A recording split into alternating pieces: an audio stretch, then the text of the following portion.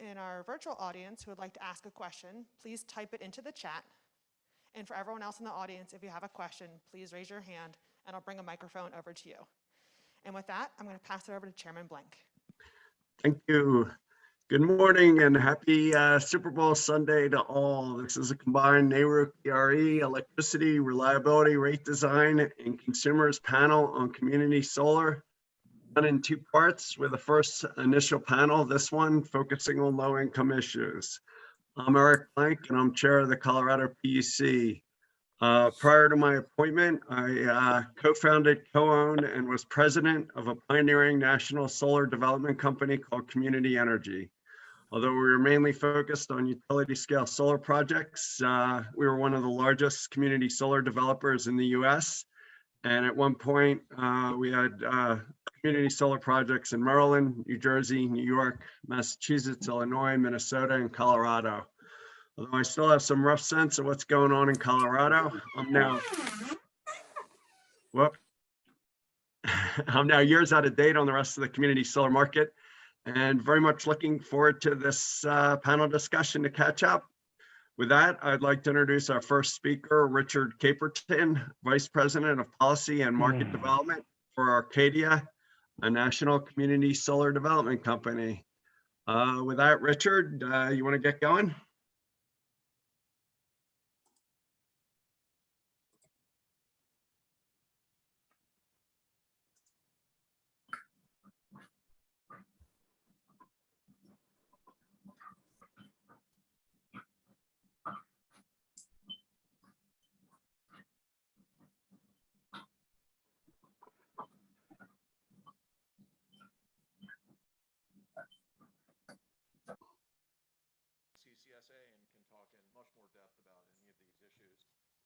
But just to orient people on what's happening with community solar, this chart here on the right is from the recent report on the status of the community solar market. Thank you. Do people want me to start over? Okay. All right. So, my name is Richard. I'm on the board of the Coalition for Community Solar Access, and a few slides here at the start were provided by CCSA. I can talk about some of these. I'll give a few brief remarks, but more important is that Mike, who raised his hand already, is here, and Mike is on the executive team at CCSA and is a better resource for these. Just to give people a state of the market, or a glimpse of the state of the market. So the chart on the right here is from a recent report, I think it came out last week, from industry analyst Wood Mackenzie, and it shows rapid growth in the community solar market out through 2026, which we're excited about in the industry. That aligns with a goal that was announced last year from the Department of Energy, where the Biden White House and the department want to achieve enough community solar to power 5 million homes by 2025. We're not there yet, obviously. The Wood Mackenzie report shows us being on the right track, but also not getting there, so we need some policy changes. And CCSA endorsed the DOE goal and committed to doing what we could as an industry to help reach that goal. Importantly, CCSA, and again, Mike is here as a resource to talk about this if you have questions, laid out some policy prescriptions for what needs to happen to reach that goal. And that's in a statement that CCSA put out. And then here, and these will be made available to people, we have some other resources for people that want to learn more about the state of the industry or what the industry looks like today.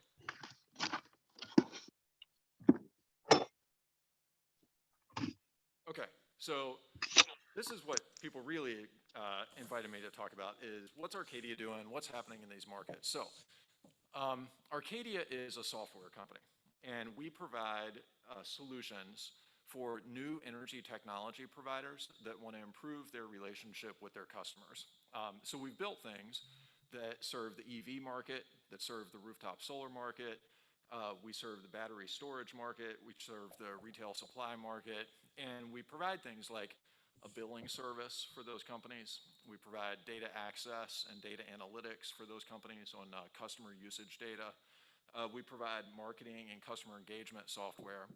And we're serving all those other markets, but the market that is most mature for us and where we're spending most of our time today is the community solar market. We're active across the country in all of the leading competitive community solar markets or third-party community solar markets, and I'll show a map of where those are today, where we're active.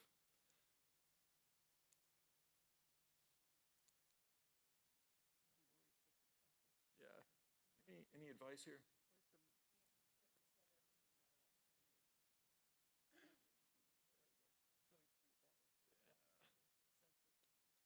All right, here we go. So what do I mean when I say community solar? I mean a structure that looks like this. So I can say just a little bit about this.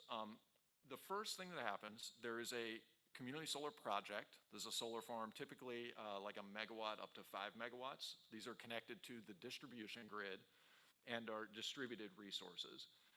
That project generates power, gives the power to the local utility.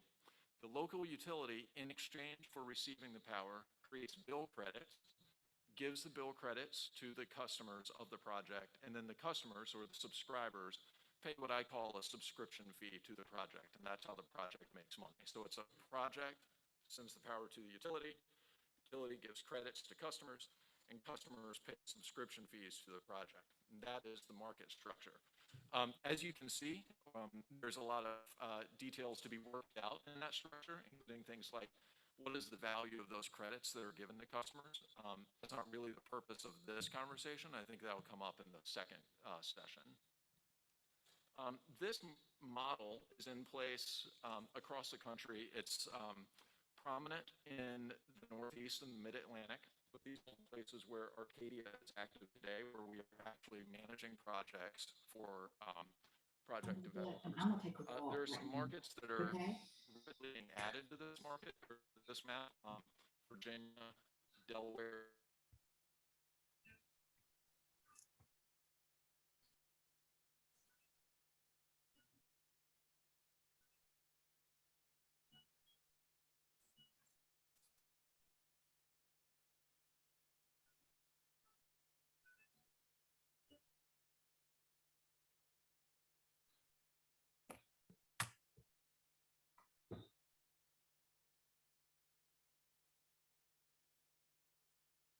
We've lost the slides here.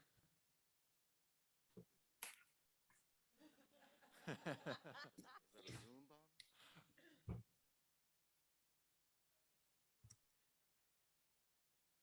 That's all right. Okay. So this is actually the bulk of what I think is most interesting here, is what's the consumer offer in the community solar market. So it's actually changed a lot in the last decade or so, and Chair Blank is very aware of this given his history in the market. Sorry, Karen, that box is back. Thank you. So it has changed in a way that is much more friendly to consumers. Think back like 10, 15 years ago. And What with the computer? how about now? Thank you. I think that's better. Okay. All right. I think we're good. So 10 or 15 years ago, when the community solar market started, if you wanted to join a community solar project as a customer, the way you would join is to pay upfront for your entire share of the project. So that could be $10,000 upfront. It looked very similar to buying rooftop panels for your house and buying them outright. That's obviously a challenge for customers that don't have the cash lying around. The market recognized that wasn't meeting customer needs, and then we moved to more of a fixed monthly payment model. So customers would sign up to pay, say, $100 a month, every single month, fixed fee every month, no matter how much power was generated by the project. That's better for customers, but still can lead to months where the customer is saving money, months where they're not saving money. Today, the way the market works in those leading states is that customers sign a contract that guarantees savings every month. And what that actually means is that the customer's subscription fee is linked to the value of the credits. So if they get $100 worth of credits, then they pay something like $90 in subscription fees. And then next month, if it's not as sunny and there's not as much power generated and they don't get as many credits on their bill, they might see $50 in credits and they would pay something like $45 in subscription fees. So the customers are guaranteed to save money with community solar today. Another thing that's changed is that the credit risk for customers has dramatically improved. So in the old days, everybody had to have a 700 plus credit score, and those customers were locked into long-term contracts. You can imagine, of course, that that excludes customers that have a lower credit score or that don't want to sign a long-term contract. That also has evolved. And today, the leading offer in all of these active third-party community solar states is that customers don't have to do a credit check and customers don't have long-term contracts. So they're free to leave the project at any time without any exit fees. So the combination of those two things is that this offer is guaranteed savings with zero risk to the customer. It is an unbelievable consumer offer in those leading states. In fact, one of the challenges with marketing this product is that customers believe it's too good to be true, and you actually have to spend time educating the customer on why it works like this. Because of this consumer offer, states have decided that this is very good for low-income customers. Yeah, maybe just, there we go, thank you. And so states are increasingly requiring that there be LMI participation or low and moderate income customer participation in these markets. There are different ways that works. So there are some states, we'll hear more about DC, that have dedicated LMI programs. There are places like Virginia and New Mexico where every project has to have a certain number, or will have to have when those states go live, a certain number of LMI participants. And then there are states like New York and New Jersey that provide a financial incentive for projects to acquire and serve low-income customers. So different types of models, and happy to talk about trade-offs of each of those, maybe in the Q&A, but those models exist. One thing that, the last thing I wanted to flag here is that the LMI definitions vary by state, but more important is that the method of verification varies by state. So this is a really key ingredient in any LMI program, is figuring out how are you actually going to identify and verify that those customers do meet the eligibility requirements. And what we have seen are some best practices where, for example, somebody that lives in a low-income area, like a census block or a census block group, could be automatically verified as low-income. And certainly people that participate in other low-income programs, most important Medicaid, which is widely used, but also food stamps or anything else, those customers should also qualify. And then we also see in all of these states a model of one-time qualification. So you don't have to go back and check the customer's income next year, for example, or in the future. Just once the customer is verified, they were always counted as low-income. I think I'll stop there, Karen. There will be questions, I'm sure, but want to hear more about some more detail. Thank you, sir. Next up, we have Chris Nichols, the Senior Program Director for Groundswell Labs, which drives research expanding solar access for low-income communities. Chris, take it away. Thank you so much, Commissioner Blank. Is my mic on? Can you hear me? Yes. No. Oh, now it is. Oh, magic. So first I want to say it is wonderful to see everybody in person, not in little boxes. Fantastic. And second, I know you are being very gracious and the panelists are being very patient, and we'll just live through whatever the technology hands us this morning, but we are going to share as much as we can, and it's going to be great. We'll see whether the magic clicker works.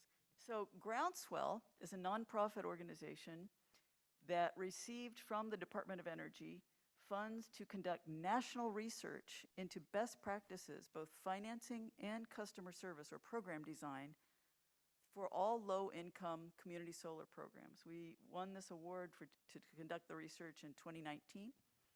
We've conducted several years' worth of foundational work and research, and I want to share with you today some of our early observations. And these have not been vetted and reviewed. We expect the analysis to be published in June, so I'm not giving you the reports today, but I will make them available and we can push them to you in June when they're actually published. We share this research award with our collaborators, Elevate Energy in Chicago, South Face Energy in Atlanta, and Clean Energy Works, which works nationally. So top line from this research, and I want to back up what Richard has just shared, and Ted will give me more detail, I'm sure, on the back end. But basically, the ideal community solar program serving low-income customers is rare. The ideal is rare. We want to get there where people of good intent and regulators can mitigate and solve a lot of challenges, but you have to be thoughtful and intentional. So I just want to raise what the challenges are in most programs so that you're aware of them and that you can take that into consideration in your own states. It's still a very fragmented energy regulatory market, as we all know, and each state approaches its service patterns and how to support low-income households differently. What we see is that in those states that have high rec values, they are, and this is based on a series of surveys, both online and telephone surveys of low-income customers from actual community solar programs nationwide. So we've conducted several thousand bits of research and surveys, and response from low-income customers themselves inform what I'm sharing with you today. We've also interviewed and surveyed the financial administrators for all the community solar programs that serve low-income programs who were willing to talk to us. And that analysis I'm sharing with you today too, what the financial folks say and then what the low-income customers say about their experiences. So customers say that they're very satisfied with their programs, generally if they're in an area that has a high rec value, because the program is substantial enough that the developer or the utility is able to come in the back end with satisfactory customer contact. The customer is actually aware of the program. They are informed. They may have a dashboard that shows them their monthly bill or their bill credit. They're very satisfied. And on the financial side, projects that have healthier value stacks, more substantial and sustainable value stacks, also correlate with better savings for the low-income household and higher satisfaction levels. So when I'm sharing about financing, it's important to know financing is still difficult to do for small community solar programs or small solar installations. There is no standardization in how solar is financed yet. It's approaching, as we scale and as the Department of Energy and the industry and our utility friends invest more and more in solar, the scale itself will tend to drive standardization, but we're not quite there yet in financing structures. And surprisingly, what Richard said is true. The leading states and the best states offer substantial savings to low-income households, but in the aggregate across the nation, most community solar subscribers actually don't save very much, if anything, unless there's an intentional carve-out or intentional language that says low incomes or any customer must save money on their community solar subscription versus what they pay to the conventional utility. They may save nothing. And most programs that say they must save something save $5 to $9 a month on the monthly bill. So it's not a rate question, it's a bill question. And looking at the overall total charge to the customer is important.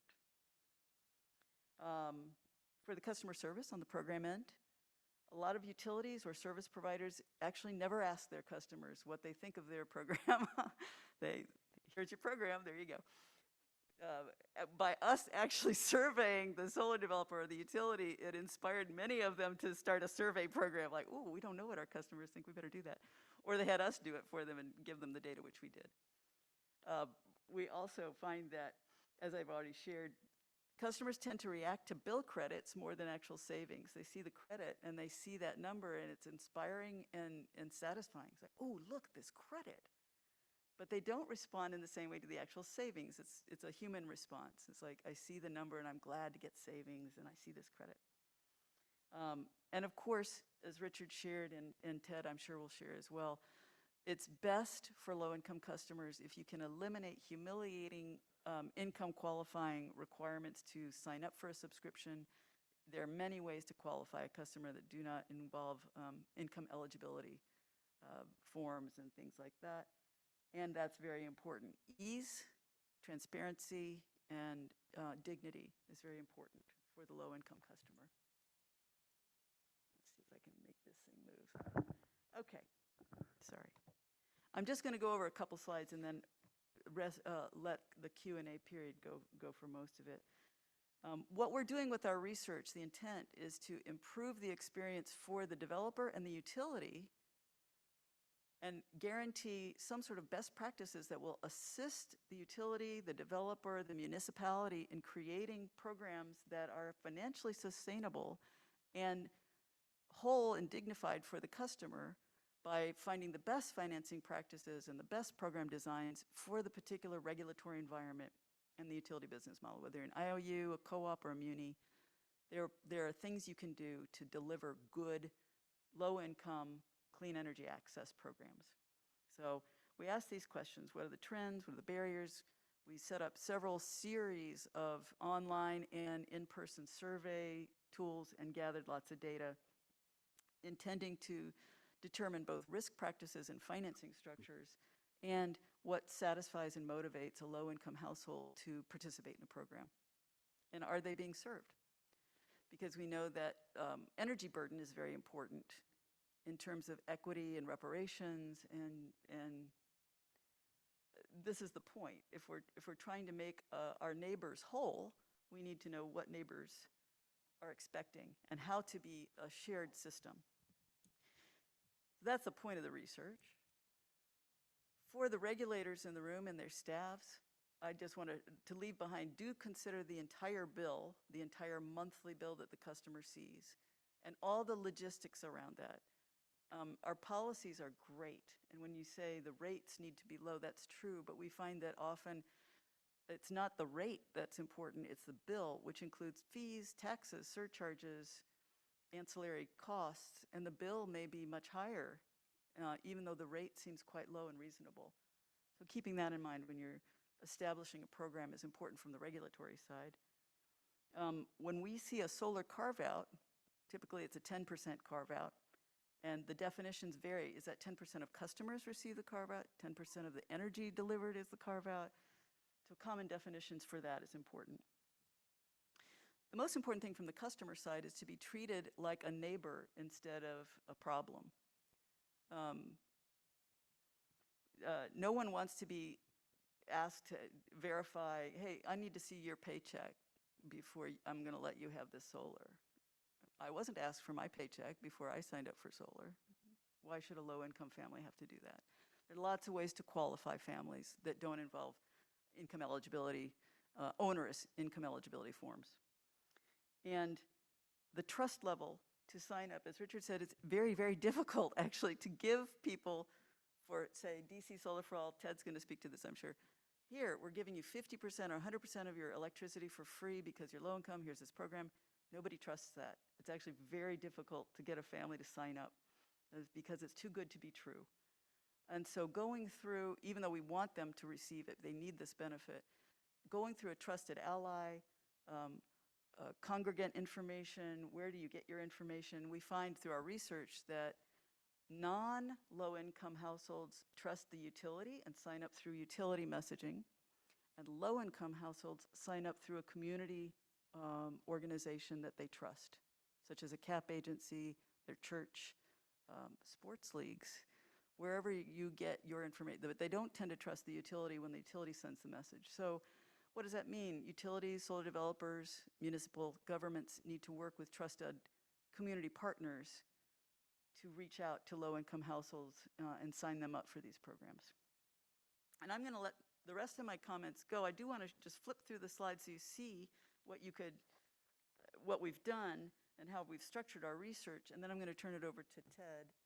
So we looked at the common drivers in our research, RECs, solar value, or rate values, and so forth, and we aligned our research to return responses that were meaningful for regulatory and legislative change,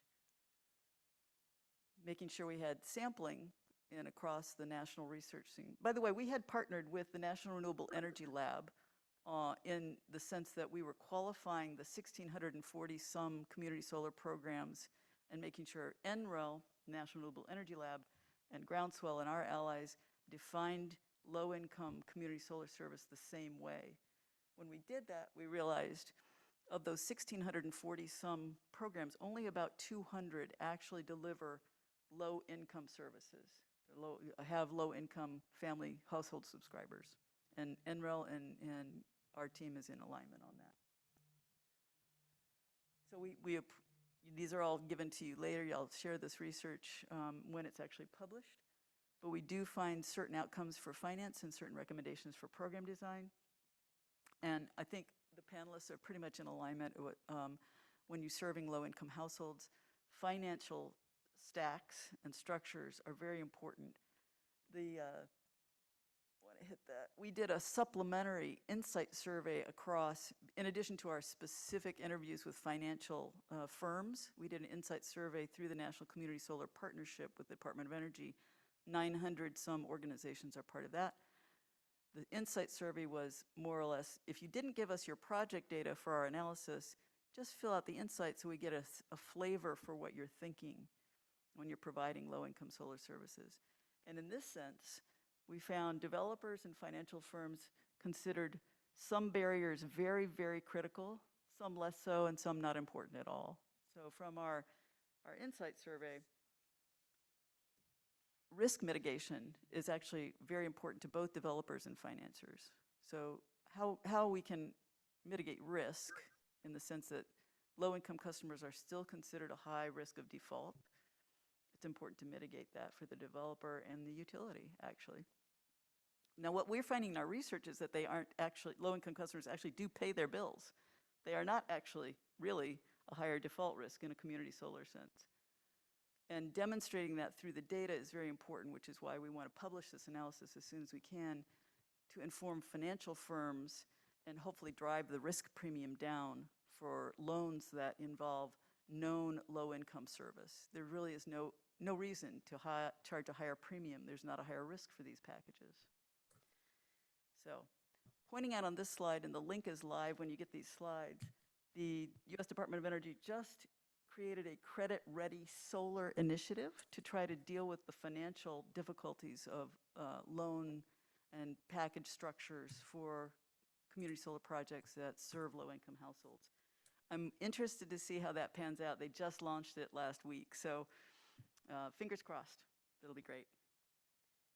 And I'm just gonna punch through these. We have a bunch of national data on energy burden that supplement the LIFT research.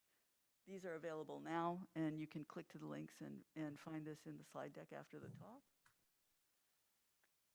Several observations about what make great program elements for low-income service. I've already spoken to these for the most part, dealing with trust, dealing with transparency, making sure the overall bill that the customer receives provides that substantial discount, not a $5 a month discount, but something on the order of 50 to 100% if they're an income qualified household. And then we plan a lot more research, obviously, that we'll release over the year, and it's such a pleasure to be able to share that with everybody when we get to that stage. So my contact information, I'm gonna turn it over to my colleague Ted, and I'll look for your questions after we give our formal presentation. And again, thank you for letting me speak today.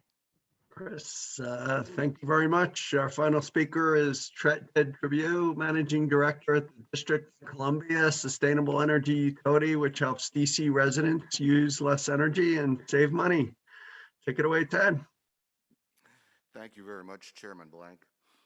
And good morning to all of you. And it's indeed a pleasure to see so many people out on a lovely, lovely Sunday morning as it's snowing a little bit outside today. Not a good day for solar in particular, but a great day to discuss solar. My name is Ted Trabue, and for a little over 10 years now, I've been the managing director of an organization called the District of Columbia Sustainable Energy Utility. We are an organization that is a 501, part of a 501c3 nonprofit. Some of you may be familiar with our parent company, Vermont Energy Investment Corporation, VEIC. We're a 35-year-old nonprofit working in the state of Vermont, Ohio. We have offices in Wisconsin, California, Hawaii. But our third office was the District of Columbia office. We are the third-party administrator of the city's energy efficiency and renewable energy programs. And so today I'm going to talk about some of the goals that the city laid out about 5 years ago for renewable energy here in the city, particularly as it will impact low-income residents or income-qualified residents. I think Richard said earlier, the definition from state to state varies for what is considered to be a low-income resident.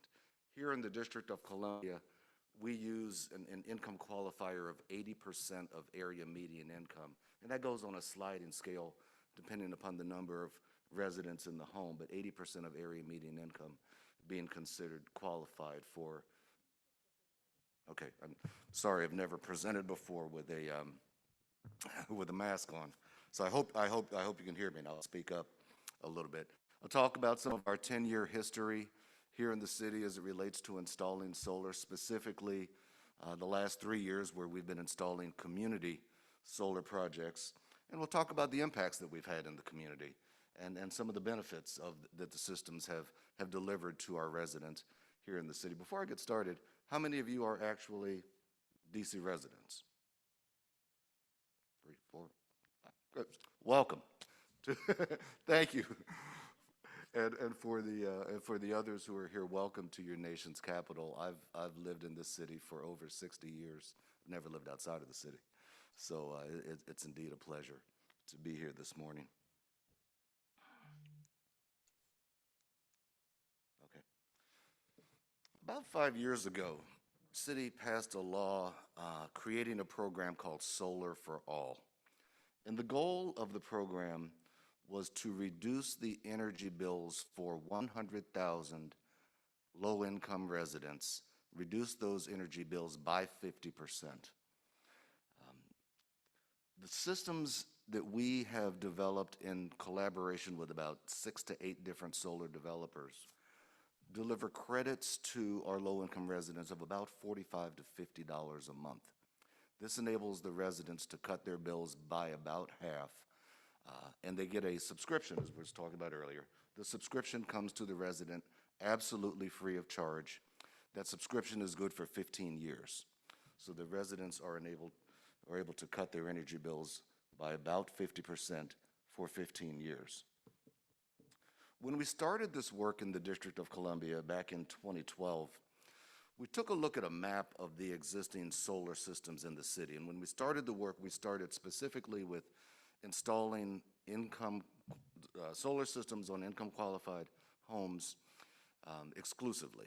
And we were doing this for absolutely free of charge to the resident. Absolutely not a penny out of hand, not a penny would be owed at the end of the 15 or 20 years, whatever the lifetime of the system was. And so we took a look at a map to see where are the existing solar systems in the city. If you're familiar with the city, the 5 or 6 of you who are actually from here, the city is divided into 8 political wards. There's wards 7 and 8, which are on the eastern side of the city, which represent probably the lowest income wards in the city. In the wealthier wards, we found that there were about 1,200 solar systems. This goes back 10 years ago. There were about 1,200 solar systems. On the eastern side of the city, there were less than 2 dozen solar systems. That represents a quarter of the population of the entire 700,000, 720,000 people in the city. There were less than 20 solar systems. So we said, this is the area in which we will start our work.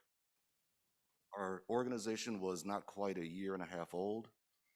The District of Columbia Sustainable Energy Utility is quite a mouthful. It's not like HEPCO or Washington Gas that are household names here in the city. And so we went knocking door to door and saying, hey, we've got these free solar systems. Will you allow us to get up on your roof and go down in your basement? This unknown organization.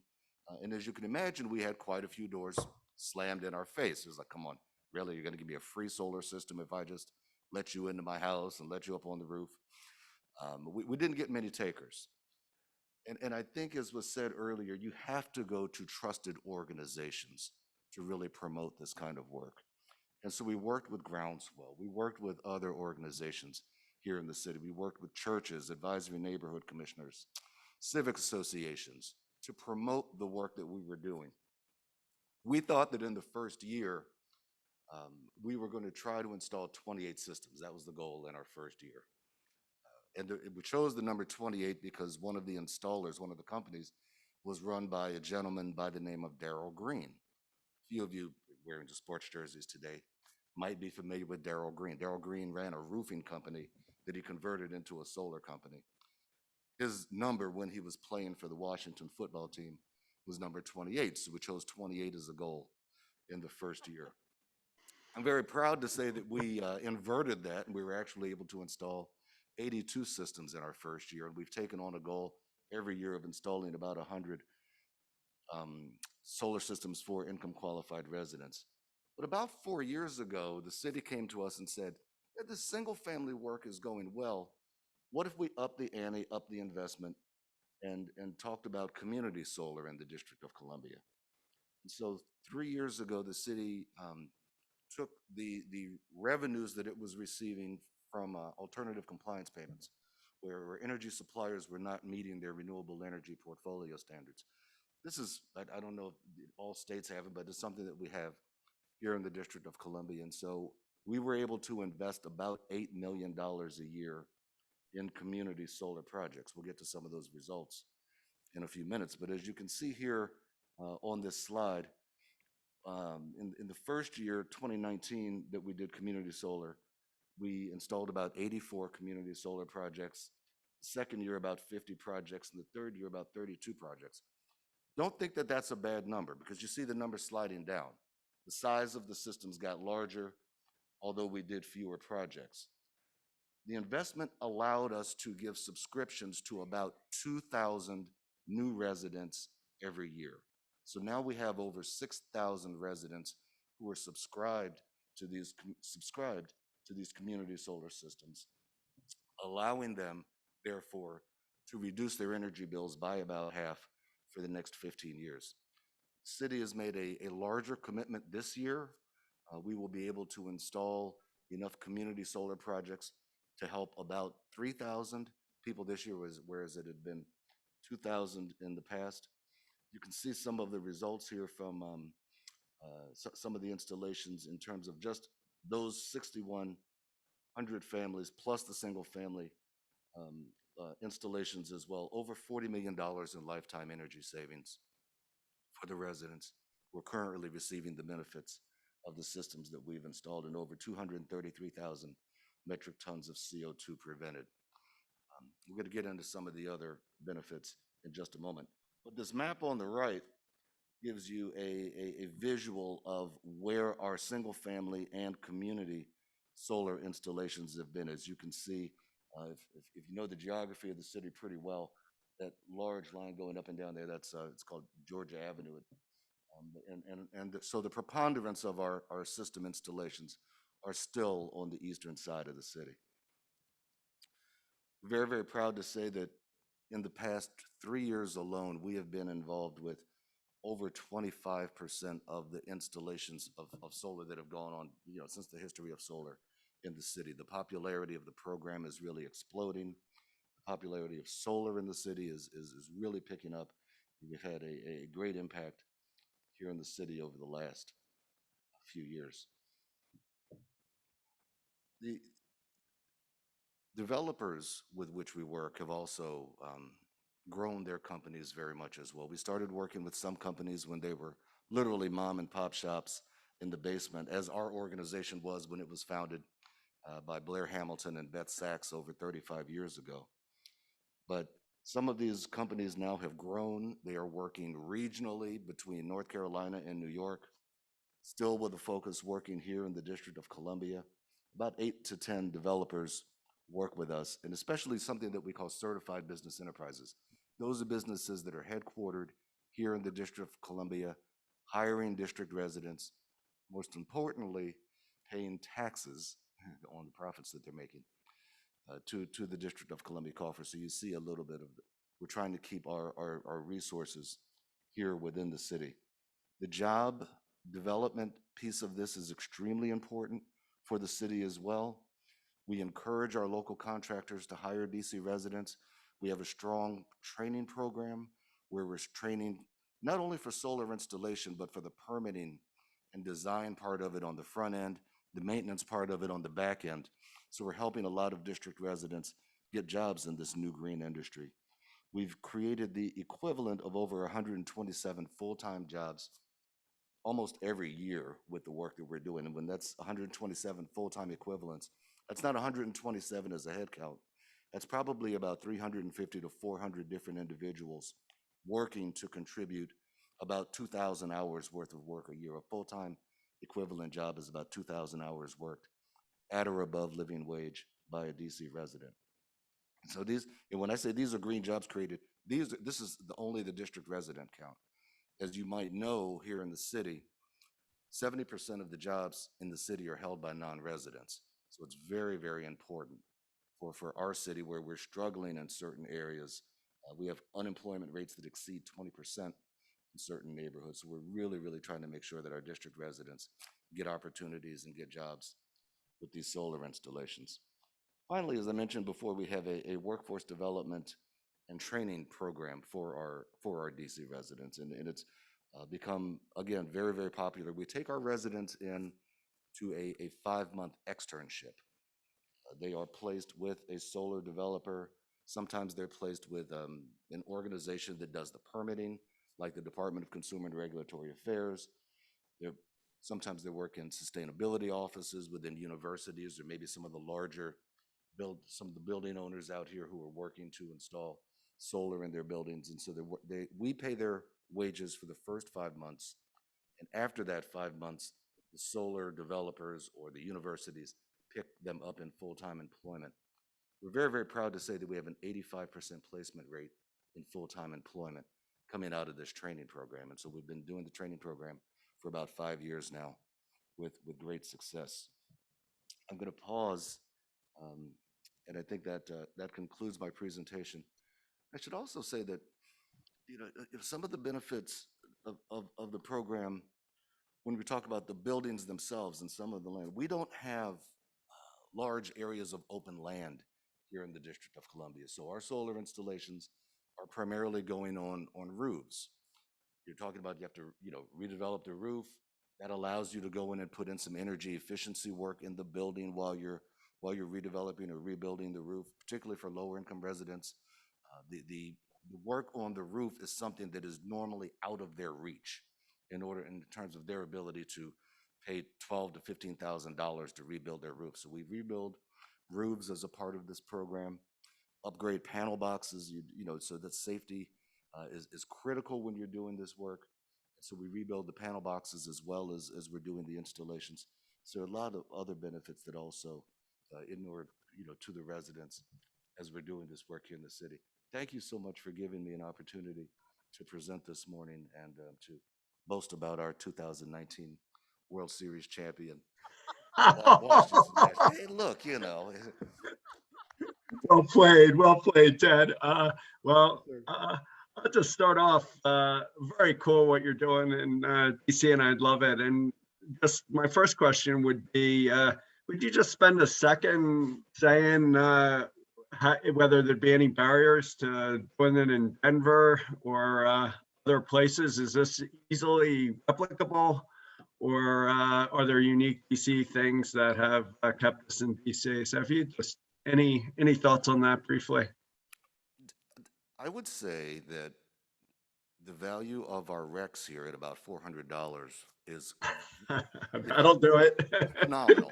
I mean, you know, without that, a lot of this work is not possible. We invest about, on average, I'd say 85 to 90 cents a watt into the systems. So that's our subsidy into the system. Clearly the developers have other resources and financing to which they, can avail themselves. We have a new program that's come online in the last 18 months. We have a green bank here in the District of Columbia that can help finance some of the systems. And the other thing that we do for the developers to help them as they're building the system is we have, you can call it a draw schedule, we call it a milestone schedule. So after the developer has their permits, their authorization to install, and has proof of payment for the panels and inverters, we pay them about 30% of the total cost of whatever our subsidy was going to be. We pay them that up front. That helps them with cash flow. Because the reality of this of the situation is, even after they receive the panels and inverters in their permit, it might be another 9 to 12 months before the system is actually operational and they can start to receive any revenues on it. So the cash flow that we're able to give them up front really helps move these systems along. And I would say this, clearly our program is limited to the District of Columbia because these are DC ratepayer funds, and revenues, from the suppliers that are being used to do this. So even though as we sit here, we're, a 5-minute drive from Virginia, 10-minute drive from Maryland, we're restricted to operating in the District of Columbia because of the source of the revenues that we receive. That makes sense. And I should say, we talk about the customer experience. So one of my favorite customers is a lady named Talana Felder, lives out in Ward 7.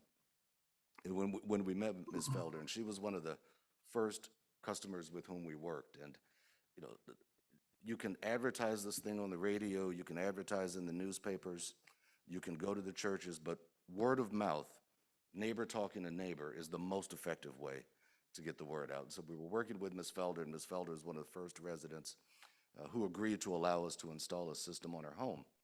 And after we installed the system, we came back about 6 months later and said, how's it working? How's it doing?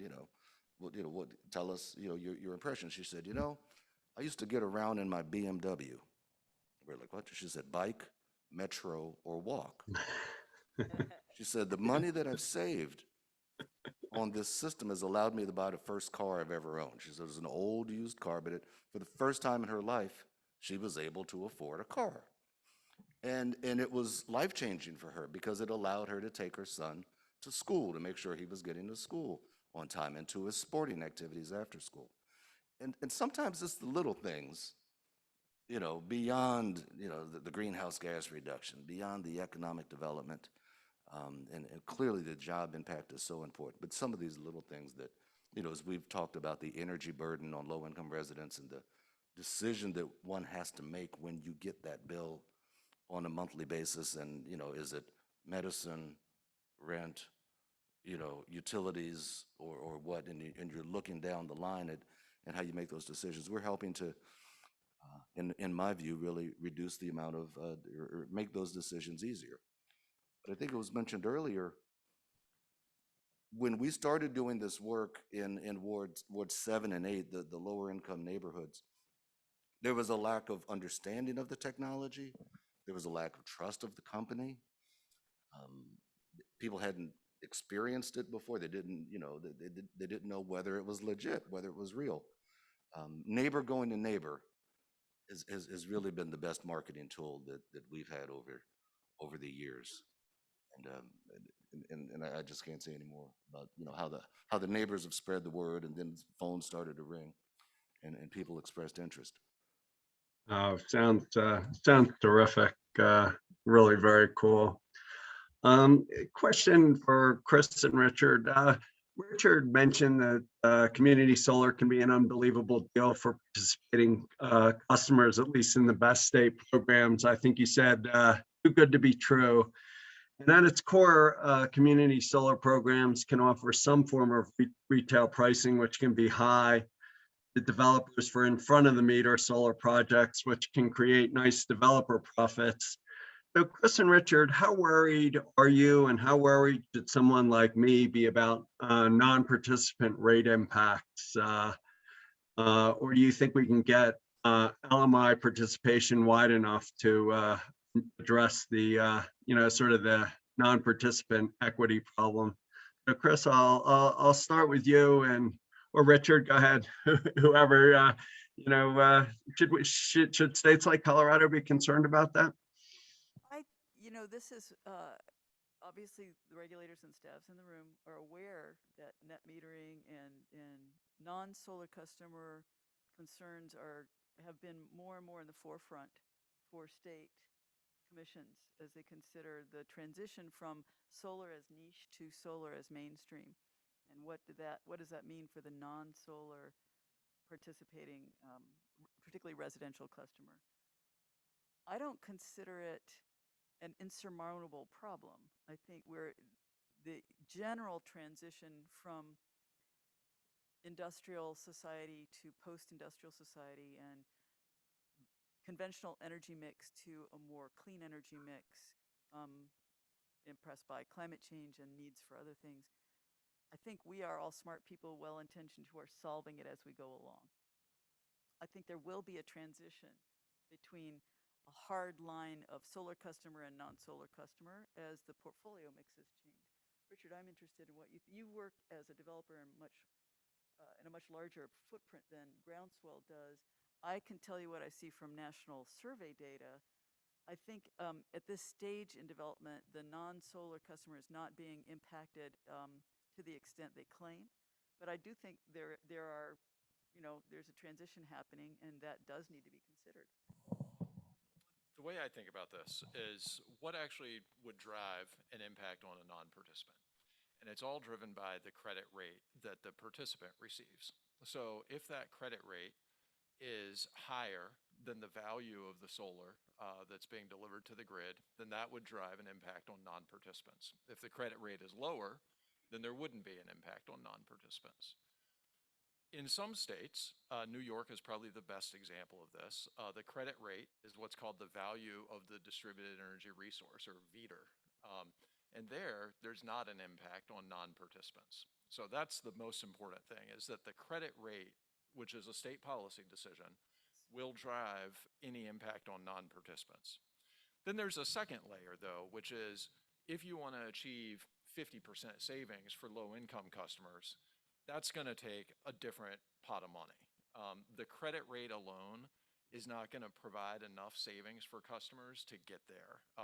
The projects aren't going to be viable without some other pot of money. And what we've heard here is DC using the alternative compliance payment. So a lot of states have that. I assume the pot of money, the size of that pot varies significantly state to state. In DC, it's a sizable amount. And there could, of course, be taxpayer-funded programs. There could be other ratepayer things. You could pay for this additional funding out of like a public benefits charge or something like that. So if you want to get to that like 50% savings, you're going to have to find another pot of money.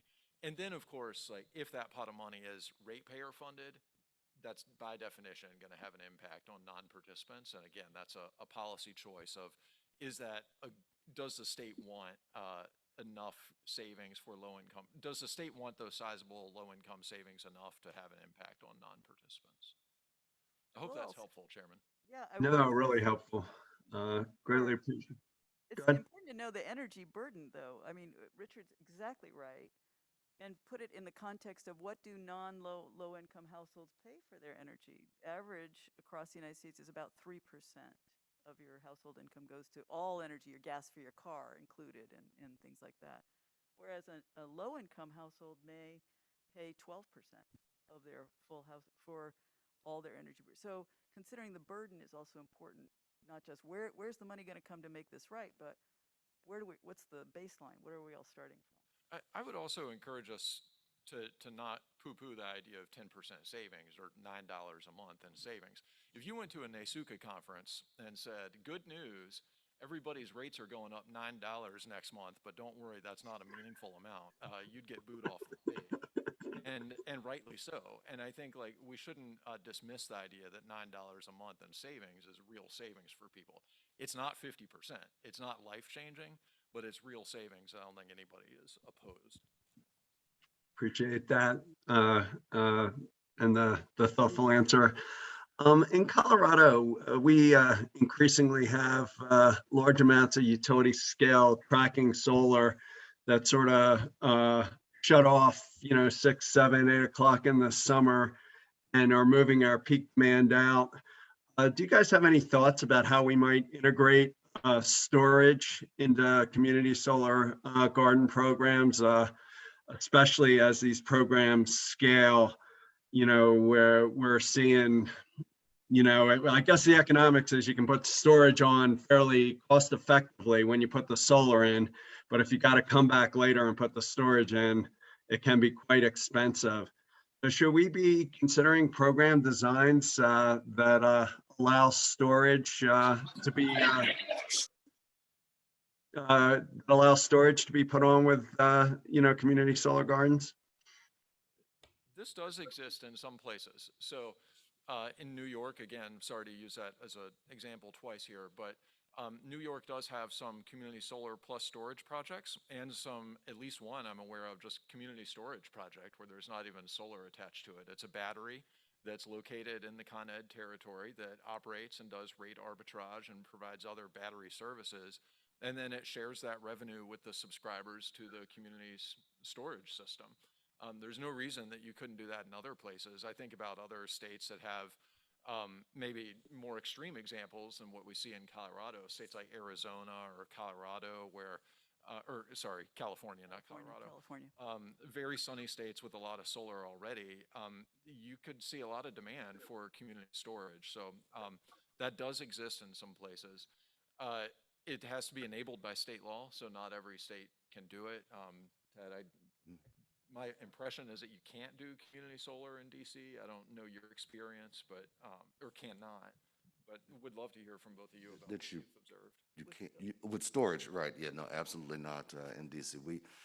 We don't have storage in DC, and I would love to see some best practices from other states because, quite frankly, I'd love to try it here.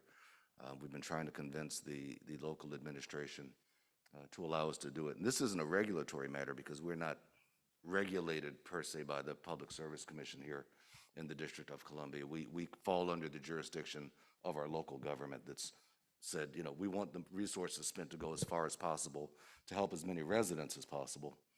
And so that's the manner in which we've been approaching the work. I know from the Department of Energy, I'm sorry, you've had your hand up, we should get to you.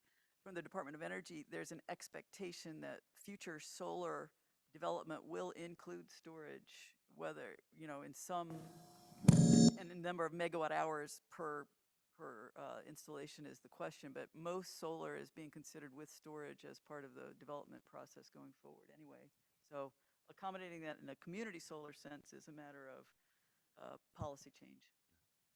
Why don't we go to the audience, the person who had their hand up, if they want to ask the last question. I think we got 2 minutes left.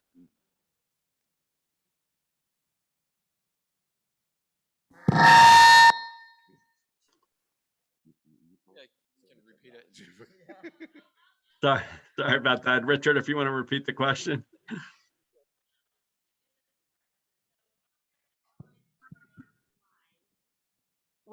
So you mentioned that there are different LMI program designs and there are trade-offs with those designs. Can you talk a little bit about the potential credit risk on those different program designs?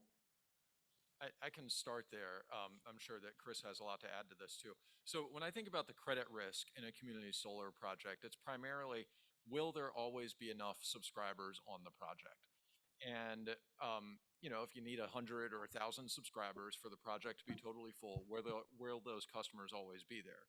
It doesn't actually matter if it's the same 100 or 1,000 customers every single month. What matters is that they're there. The challenge with low-income customers is that low-income customers move twice, or renters, who are obviously more likely to be low-income, renters move twice as often as a homeowner does. And so when people move, they sometimes move outside of the utility service territory and they lose their community solar subscription. And so the challenge with low income is that there's more customer churn and you have to go find more customers. I don't think that that's really, so that's where we see the financing challenges.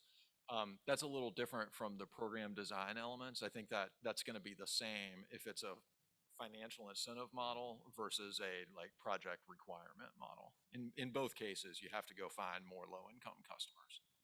I would say as a groundswell, not just doing the research, but also managing subscriptions for low-income service. For instance, in DC, we are the subscription management supplier. We always have a queue of people waiting, and it's large. So we've designed the program to have customers waiting to get in. We also have numbers of models around the country, particularly Minnesota, I want to say Minnesota, Washington State, where do I know of these programs? North Carolina, where there is a fairly large backstop. This is common in rural cooperative systems of community solar. They have a anchor tenant, possibly the co-op itself, possibly a large industrial or commercial customer of the member of the co-op that says if there's ever a gap in the queue for the community solar subscribers, we'll pick it up until you find the next customer to come in and take it. There has never been a problem filling those queues. And even when the anchor tenant holds the subscription for a few months, it generally makes money for the co-op because the solar in that sense has been designed to, it's a cheaper source of generation. And the anchor tenant is doing it sort of as a favor to the residential members because as soon as they fill the queue, again, the members start serving and the anchor tenant has saved during its tenancy. So there's a policy design question here. If the anchor tenant is not a low income customer, they're going to be taking some low income load. And if the requirement is thou shalt have 50% of the project be subscribed by low income customers, you potentially are going to break that requirement if you use this model. So you need a policy design that enables it, which would be some flexibility. Like if you're short for a few months because somebody moved and an anchor tenant took over the load, that's okay.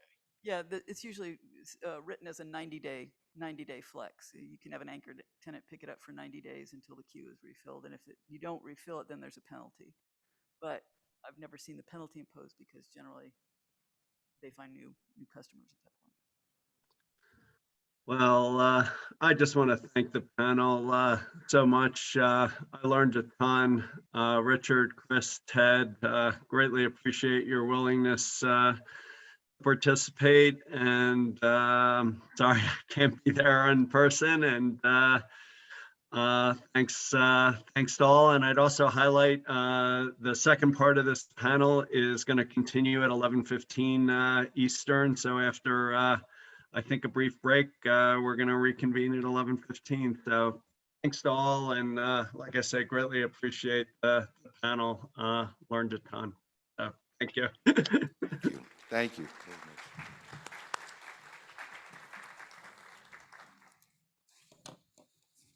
To welcome everyone to the subcommittee meeting, part 2. This is going to be cost impacts to participating and non-participating customers. Please note that this session is being live streamed and recorded. And commissioners, should you have any questions, please turn your tent card sideways. When recognized, please use the microphone closest to you and be sure to turn on to speak and turn off when done. For questions from our attendees in the audience, please raise your hand. A microphone will be brought over to you by Karen. And virtual audience, if you wish to ask a question, please put in the chat. Okay, to stay on time, I will introduce our first panelist. I do encourage everyone to go to the bios that are provided on the app because there's a lot of good information and I'm only going to give a snippet. Our first panelist is Gabrielle Chan. He's an associate professor at the University of Minnesota's Humphrey School of Public Affairs and Science, Technology, and Environmental Policy area. One thing that I do want to say, because when I was reading through this, I was very impressed. He holds a PhD in public policy from Harvard University and an undergrad from MIT in political science and in earth, atmospheric, and planetary science. So, Gabrielle, take it away. Great. Thanks a lot for the introduction. Can everyone in the room hear me okay? Yes. Yeah, perfect. Great. All right. So I believe the staff can move us forward to the next slide. Great, thanks. Just the title slide. Great. So I wanted to start off talking a bit about some of the work that my research group has been doing as a subcontractor to NREL, the National Renewable Energy Lab. We've been working with them for over 4 years now to collect data on community solar projects across the country. We'll be pushing this new data set out very shortly publicly, listing over 2,000 community solar projects across the country. This will total 5.2 gigawatts, which is data current as of the very end of 2021. You can see in the map where we've collected those projects, where we collected data. Those projects are both in states that have policy, those are those shaded in blue there, but also in many states that don't have legislation directing a requirement for a community solar program. See a lot of projects across the country. We also have started to tabulate, as I think Chris mentioned in the first panel, for those of you who were there, projects that are directed to serve low and moderate income subscribers. We have about 65 megawatts of projects we specifically designated as such. All right, so that data will be published in just the next couple of weeks, actually, but just a little preview here, 5.2 gigawatts. All right, next slide. This shows just some of the evolution of those 5.2 gigawatts of projects by state, showing how this has really grown in the past few years. As you can see, some of the states that moved really early in 2016, 2017, 2018 were Minnesota and Massachusetts with large programs. And then in the last just 2 years or so, the utility program in Florida has really grown. I think we'll hear more about that later on in this panel. All right, next slide. In addition to collecting data on projects, we also have been collecting community solar subscription contracts. We have about 250 unique subscription contracts in our data set that we also regularly analyze. And where I'll be headed with the rest of the presentation is to talk a bit about the specific topic of this panel, which is the cost impacts to participants and non-participants, and specifically focusing in on the experience of Minnesota to develop a value of solar. I think as you heard in the first panel, if you were listening in as well, the mention of New York's value of distributed energy resources. Minnesota has a similar framework, the value of solar, and I'll talk more about that. But first, community solar is distributed generation with 100% outflow output. There's a lot of variation in how community solar is set up, but generally this is true for projects that they're connected to the distribution grid with outflow, although, as I said, there are exceptions.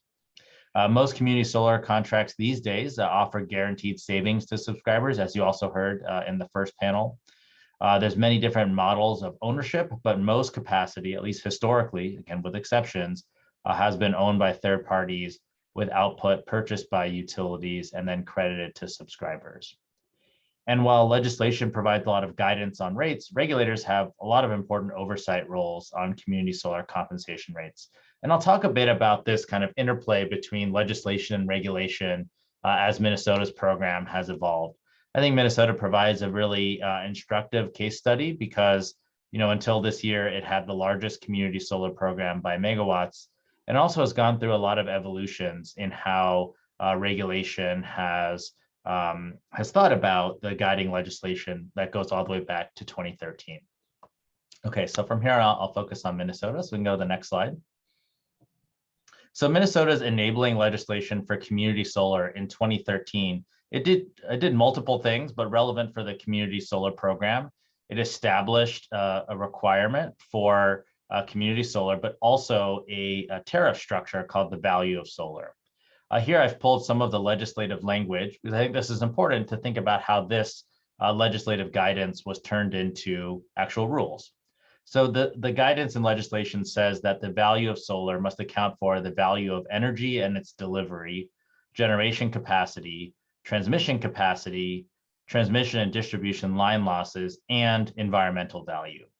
We want to say if there's other known and measurable evidence of costs and benefits, those could be incorporated later on as well. So in Minnesota, what happened is after this legislation was passed in 2013, the state went through a very extensive stakeholder engagement process. I think over 100 different stakeholders participated in a series of workshops to develop a methodology. That methodology built on a lot of the earlier experience from developing a value of solar in Austin's municipal utility. And that methodology was eventually reviewed by the Public Utility Commission and approved in 2014. So next slide. So that legislative guidance has now created a spreadsheet model that is continually updated every year. That methodology, which was agreed to back in 2014, has remained relatively static, although there have been some changes. But the overall outcome of this has been a value of solar that in the 2022, which is still pending approval, actually will be reviewed this upcoming week. But for 2022, the pending values are as follows: 11.79 cents total on a levelized basis, with about 1/3 or so of that value being avoided environmental costs, about 20% or so avoided fuel costs, a little over 20% avoided generation costs, around 20% transmission costs, and you can see the balance on here as well. One important characteristic of Minnesota's value of solar approach is that it estimates these essentially avoided costs, kind of a more sophisticated avoided costs, and really it's avoided societal costs. And it does so on a 30-year horizon, and then levelizes those values and then sets a fixed escalator for the duration of the community solar projects, usually about 20 years. Okay, so next slide. So as I mentioned, the value of solar methodology is maintained by the State Department of Commerce, the State Energy Office. It's implemented by Xcel Energy, the utility for which community solar, the program is required. That methodology, which was approved by the Department of Commerce, and it's implemented by the Public Utility Commission after public comment.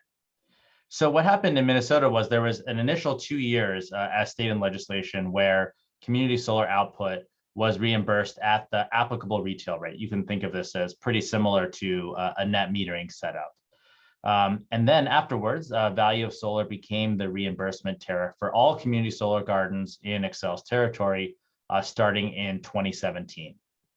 But then as the value of solar started to be implemented, the value of solar was much lower than the applicable retail rate. There was a very significant amount of development. Over a gigawatt of projects were proposed under that retail rate framework. But when the value of solar became the tariff in 2017, it was a significant drop down from where that retail rate had been. And commenters, including the Department of Commerce, but also many developers, raised concerns in 2018 that under the value of solar, the legislative guidance in the community solar part of that 2013 legislation could no longer be met. And in that legislation, in the same 2013 law that was passed on the value of solar, it also said that community solar must reasonably allow for the creation, financing, and accessibility of community solar. And it was that line, accessibility, that gave the Minnesota Public Utility Commission the space to adopt a 1.5 cent per kilowatt hour adder to the value of solar for residential subscribers. This was done on a pilot basis in 2019. Due to the long, it was initially a 2-year pilot, but due to the long time lags to develop projects, there really was no evidence after 2 years of whether or not this was working. Simply, projects had not been developed in time. I think there were a total of 3 residential subscribers under the adder by the time the 2-year pilot was supposed to end. And so the pilot has been extended through the end of 2022, and there'll be another evaluation. I think already there's over 1,000 residential subscribers receiving that adder. Okay, next slide. So this is a depiction of that tariff history in Minnesota. That initial period starting in 2015 with the applicable retail rate, which is that, again, that kind of net metered rate.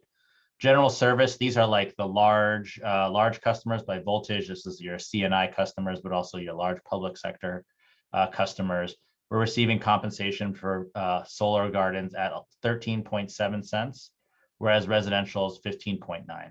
I've moved all this forward to the current values in 2022. So what this means is for gardens that were built in 2015 or 2016, they continue to reimburse at that retail rate. You can see there's differentiation because residential rates are higher than general service rates. So you have in effect, a 2.2 cent adder just because of that net metering difference. You can see most of the development in Minnesota has been under that applicable retail rate construct, 684 megawatts. And then you can see that step down starting in 2017, that value of solar as initially calculated for today's values is 11.58 cents. And it's gone down considerably. A lot of that has to do with decreasing prices of natural gas because the value of solar is a sophisticated avoided cost of societal values. Natural gas prices function directly into the value of solar. As natural gas has become cheaper, the value of solar formula goes down. And you can see it's gone down over time, and it's kind of fluctuated around 9 or 10 cents or so. And then you can see in red that that residential adder as that 1.5 cents of differentiation back on top of the value of solar avoided cost. So right now, there is about 0.5 gigawatt of projects planned or operating that fall under that value of solar construct. So quite a bit here. All right, next slide. So, excuse me. So reflecting on some of the experience in Minnesota, I think that regulators have heard, I think, increasingly complex arguments around the value of solar. And I think that what's come through from the Minnesota Commission has been this framing of the value of solar as a balancing act, that the value of solar has to balance, on the one hand, accuracy. Accuracy means avoiding cross-subsidization or putting too much cost burden onto non-participants. An accurate value of solar would capture all of the societal avoided costs and therefore not have any cross-subsidy. But accuracy is hard to achieve. It requires theoretically complex things like what is the avoided cost of the next generator that doesn't get built because of solar? That's a theoretically complex question.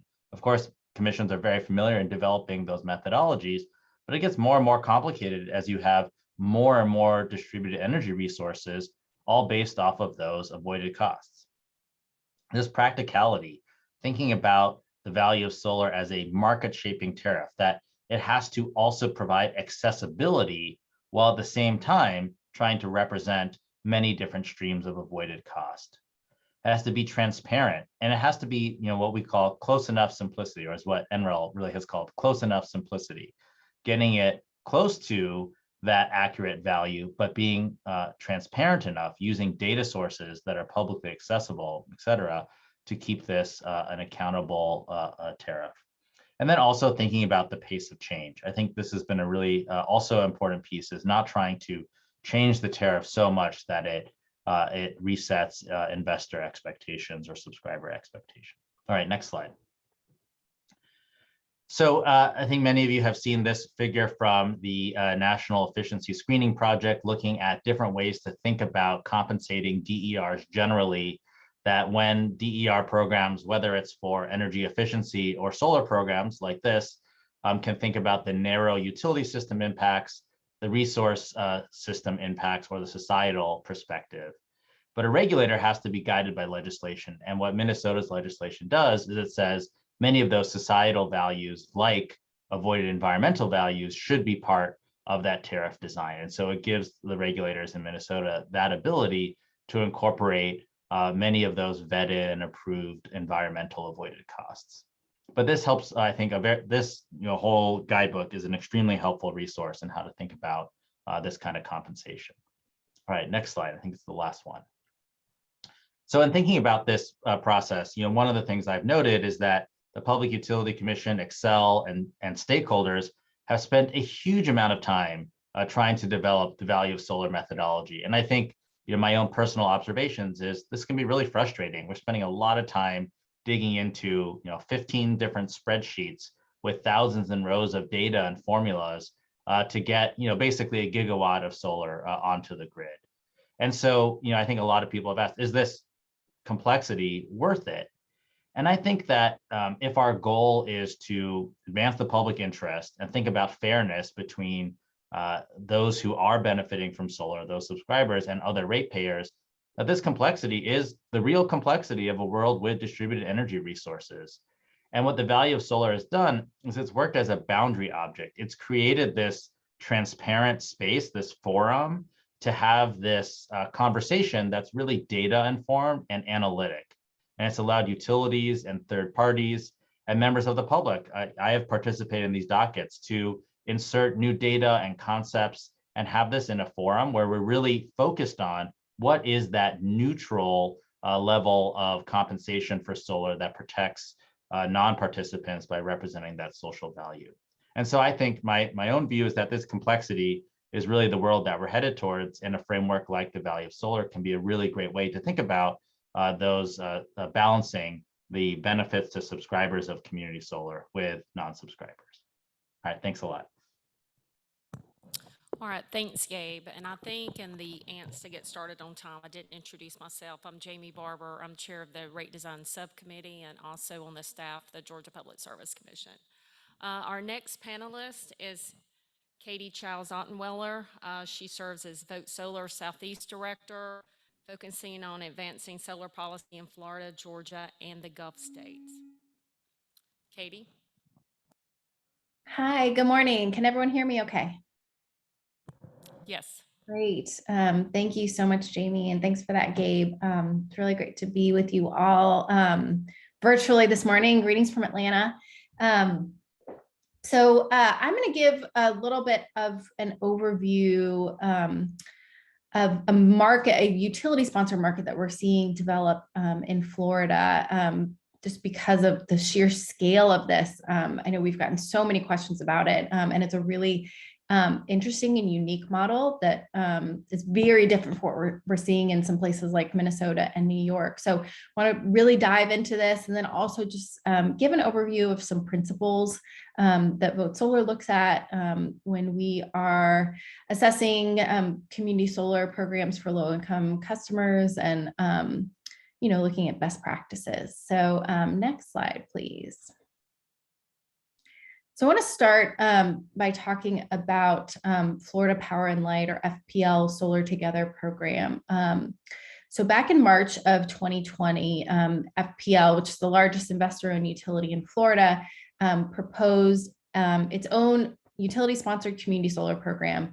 It was 1,490 megawatts, and that these are not like 1 megawatt community solar size farms that we would normally think of. These are 75 megawatt farms that were proposing developing 20 of them across their service territory, and said at the time that it would more than double the amount of community solar anywhere in the country. No, that's not the case anymore. We've seen numbers really increase even since that time, but a really large program. So originally this program did not have a low income carve out to it. And Vote Solar was one of the groups that intervened in these proceedings at the Florida Public Service Commission, and pushed for them to improve the programs to create a low income carve out. The company ended up doing that. They actually carved out 37.5 megawatts just for low income customers. And I'm going to talk a little bit about sort of how that was structured, but spend the most of my time sort of discussing the benefit and cost allocation between participating customers and non-participating customers, because I think that was particularly unique. Next slide. So the low income carve out that FPL created is called the Sun Assist program. And this basically what they did was the Solar Together program itself across the board is available not just to residential customers, but also to commercial and industrial customers. And it creates the exact same value proposition for all of those participants. It's easy in, easy out. And generally when you subscribe as a non-low income participant, you're getting about a 9-year kind of break point where you start to see net savings from your subscription. You can stay in the program for 30 years, but around that like 8 or 9 years for the general subscription class is when you're starting to see some net benefit. And from that point on, you're going to get savings. What they did for the low income participants is they basically made a slight modification to the general subscribers value proposition in order to be able to levelize the benefit to low income customers. So those low income customers are actually going to be able to get savings on day one, just by sort of smoothing that out instead of having escalating benefits over time. They're levelizing that. So from day one, as a low income subscriber, you're going to get guaranteed savings and also have that easy in, easy out that the rest of the subscribers are going to get. FPL just recently in its rate case last year actually doubled this program. The Solar Together program itself is completely subscribed. The low income program is still getting subscribers. It took a little bit longer for them to release that portion of it.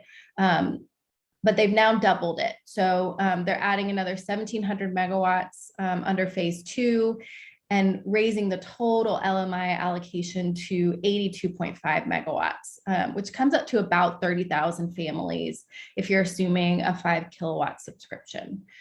Next slide. So after FPL got approval for its program, Duke Energy Florida, which is the second largest investor in utility in Florida, proposed something very similar. And this is just a snapshot from their website of their Clean Energy Connection program, which also has a low income carve out. And that program has since been approved and is also launching.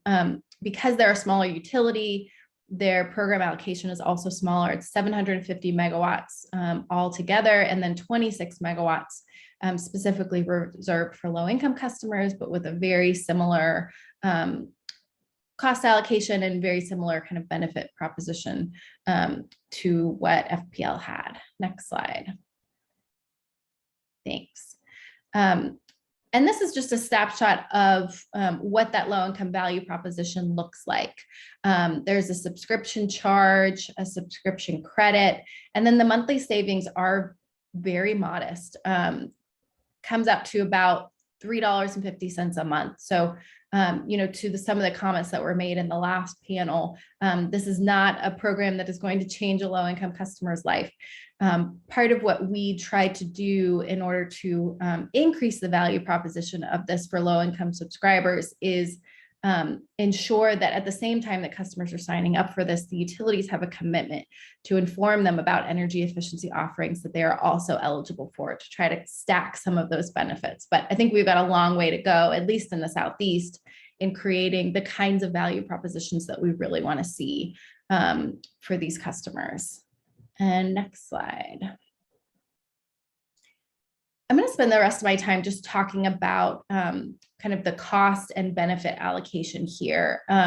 So as I said before, the low income subscription or the low income carve out itself is the costs of that are generally ring fenced within the community solar program. So if you are a Walmart and you're subscribing to the Solar Together program, a slight increase in your credit is going to enable the low income customers to have that levelized credit and get that immediate savings proposition. But what makes this program a little bit different from most is that the entire program is not actually ring fenced out. So there is some sharing of costs and benefits across both the participants and the non-participants.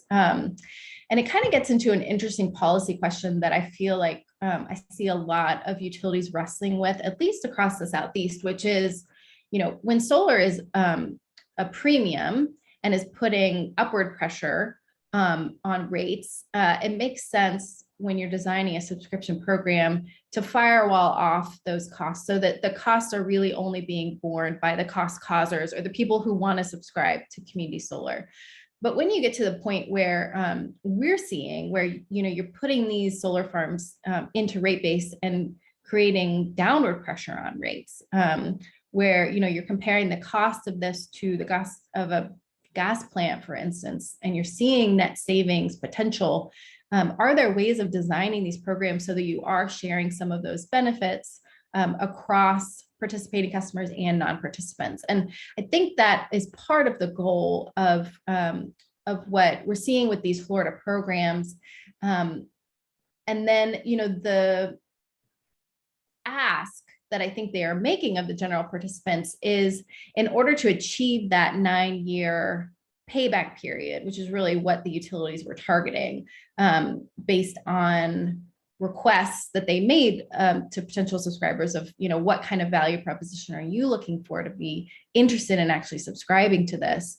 They are socializing the cost of these programs in the near term, the capital costs, and then creating some benefits for the general body of customers over the long run. So this slide just tries to paint a picture of what that looks like.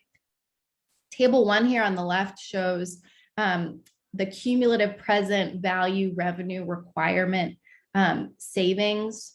If you had just built 1,500 megawatts of utility scale solar and put it into rates under various fuel and carbon price scenarios, what are the benefits or costs to the general ratepayer? And you can see here that under almost every scenario, except for very low natural gas price forecasts and very low carbon price forecasts, there are system savings.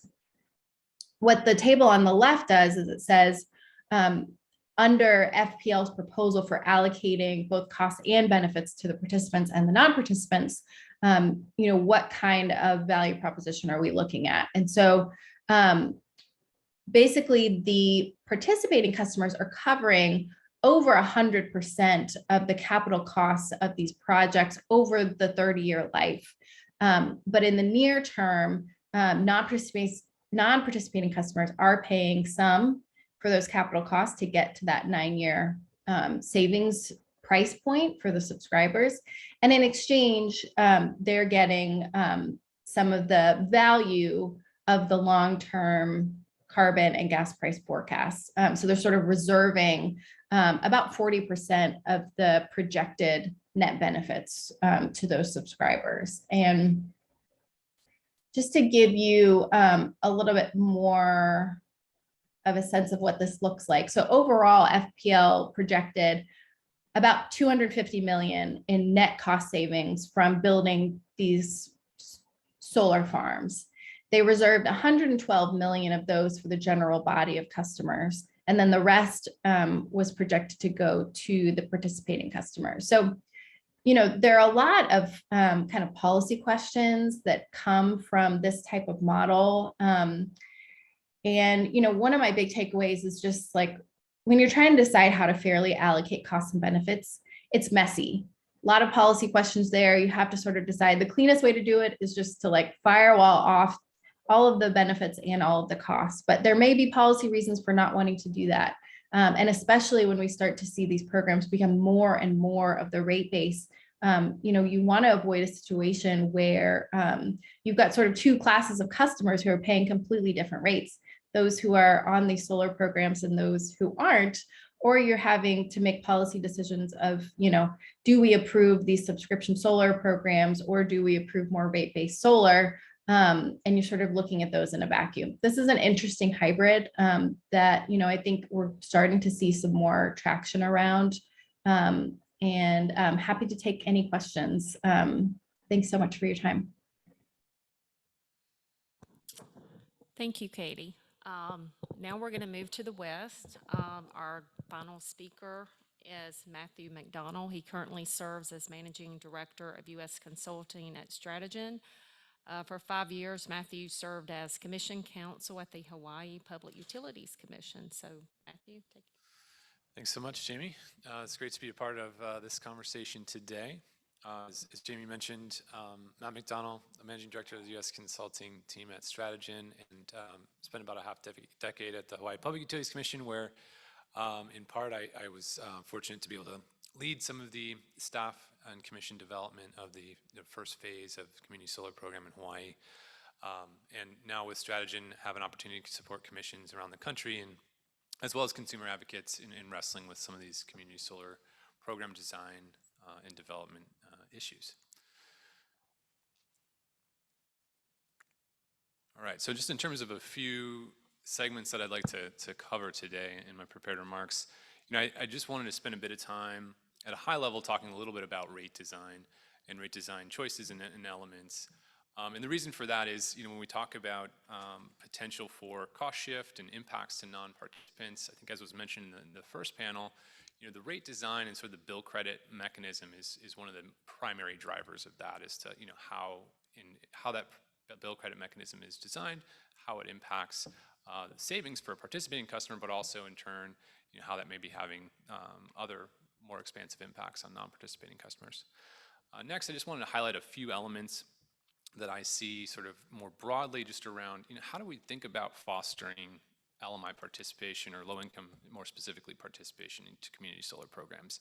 I think conceptually, community solar programs are brilliant, and they seem so easy and within our grasp, but as we find in practice, they can be quite complex and present a lot of challenges for all participants, but particularly for low-income ones. And just wanted to highlight a few issues that I've seen across the country on that front. And then finally, as Jamie mentioned, sort of taking a little bit of a view from the West and highlighting a couple of case studies across the states of Oregon, Hawaii, as well as New Mexico, and certainly noting in particular with respect to New Mexico that they're still in very early stages implementing against legislation that's been passed there. So most of my remarks as applied to New Mexico, should be caveated with the fact that, this is still draft rule stage. And so it's reflecting some of the ongoing thinking there. So nothing's been quite finalized yet. So with that, just want to dive in. So when we talk about community solar rate design considerations, I mean, the initial model, the more traditional model that was initially rolled out in some of the early successful programs like Minnesota, as was just spoken to, and Colorado, was this, virtual net metering construct. The unit of output from the community solar facility was then in turn reducing your consumption on your utility bill by the same amount. So you're effectively compensating the output of the community solar facility at the retail rate. The benefits of this approach, of course, are that it's very simple. There's an elegant simplicity to it. It's easy to explain to customers, in terms of trying to sign them up and explain the value proposition, how it's going to apply to their electric bills. But over time, as we continue to hopefully see community solar continue to be adopted and continue to scale, as we've seen in the rooftop solar PV space, there's opportunities to evolve that compensation framework and make it a little bit more sophisticated, a little bit more granular, and hopefully avoid some of the cost shifting or revenue shifting concerns that can emerge under a net energy metering style approach. I think in addition, as certain jurisdictions are evolving beyond net energy metering constructs as applied to DER and as applied to rooftop solar PV, there may be a desire to harmonize the framework for compensating and extending bill credits to participating community solar customers, in a similar form and fashion. And that's where we get to a concept that I'm referring to as virtual net billing, which is very similar in style and approach to some of the common evolutionary constructs that we're seeing post net energy metering in the DER space, in the rooftop solar PV space. And just to describe net billing very quickly, this is in essence an opportunity for a rooftop solar PV customer to effectively be compensated at the retail rate for solar energy that they consume themselves. The output of the solar facility is coincident with the demand for that individual. But then the excess solar that is produced in excess of the demand of that individual at a certain period of time is then compensated at a rate less than retail. So that's either a predetermined value of solar amount or some other export rate, such as like an average avoided cost of energy.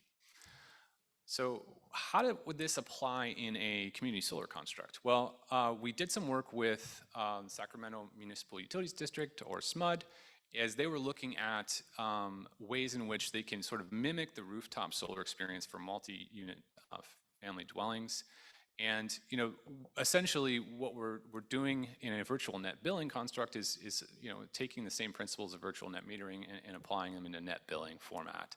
And so when you look at the diagram on the right of this slide here, what you'll see is the blue line is the blue line represents the load profile of the customer that's subscribing to the community solar facility.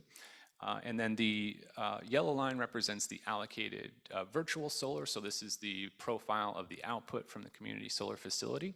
And so when the demand of the customer matches the output from the community solar facility, that would be ostensibly treated as sort of, you know, virtual self-consumption. So implicitly being compensated at the retail rate, it would be reducing the units of energy consumed on a particular participant's bill.